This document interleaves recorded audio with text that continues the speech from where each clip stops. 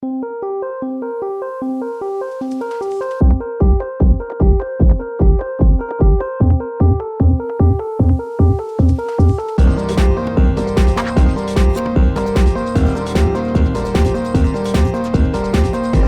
guys, I'm back. I'm just off the phone now. This is what happened till now. So, my friend who speaks French, if you want to know more details, just check out my video prior to this one. Anyway, he called Paris directly and spoke in French to them. I explained to him the entire situation. He passed it on to them.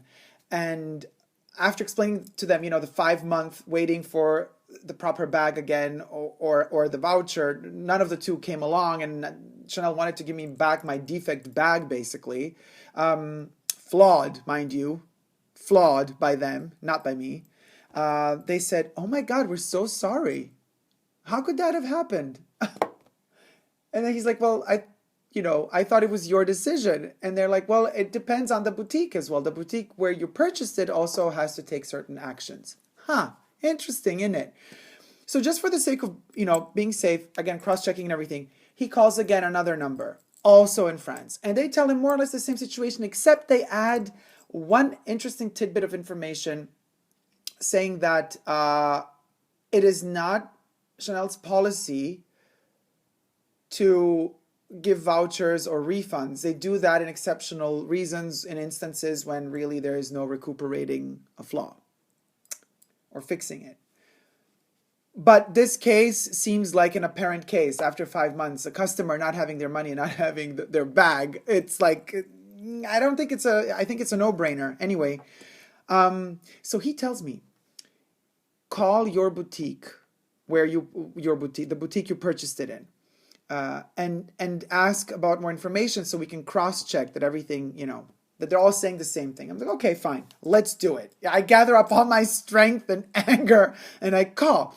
And of course, an essay answers, and I ask, is the essay that actually sold me the bag still there? And this other essay says, no, your essay is already gone home. But how can I help you? Or could I help you? And I'm like, okay, yeah, sure, you can help me. And then I start explaining the whole situation. Mind you, I'm still kind of calm, cool, and collected, except when I arrived to the point where I said, I do not tolerate this. I don't think this is acceptable. After 5 months of not having my money nor my bag, I really want an answer, and I want to get at least a voucher back from you guys ASAP. So this essay says, you know what, sir? Thank you so much for telling me the story. I will now go to the store manager. Would you like to talk to the store manager? I was like, yes, of course I would like to talk to the store manager. Let's hear what the store manager has to say. So I'm put on hold, and I hear this music that they always play when you're on hold. And at this point, she's talking to the store manager, right? I'm guessing, obviously. And then like 5 minutes pass, she's back on the phone, and she's like, oh, I'm so sorry. The store manager told me to tell you that you should talk directly to the SA that sold you the bag. The SA will be back tomorrow, and the SA is gonna call you then, or you could call us. And I was like, I'm not gonna call you anymore. And so she's like, okay, we're gonna tell this SA to call you as soon as possible tomorrow. At this point, I'm like, okay. Store manager doesn't want to talk to me? Fine. Thank you very much. I'm waiting until tomorrow. Bye. And that's the end of that. Now, the situation right now is this. If you are in a situation where you have issues with a certain company and you demand or ask, or you have been even worse, worse in a way, even more obvious, the essay asks me if I want to talk to the store manager, and I say, oh yes, thank you for the offer. I want to talk to the store manager. And then the store manager doesn't want to talk to you? I mean, this is, if anything is a reason to fire a person, this is a reason. Because a store manager not wanting to talk about these big issues with a customer means the store manager is hiding behind something. This is not acceptable. This is unprofessional and not acceptable.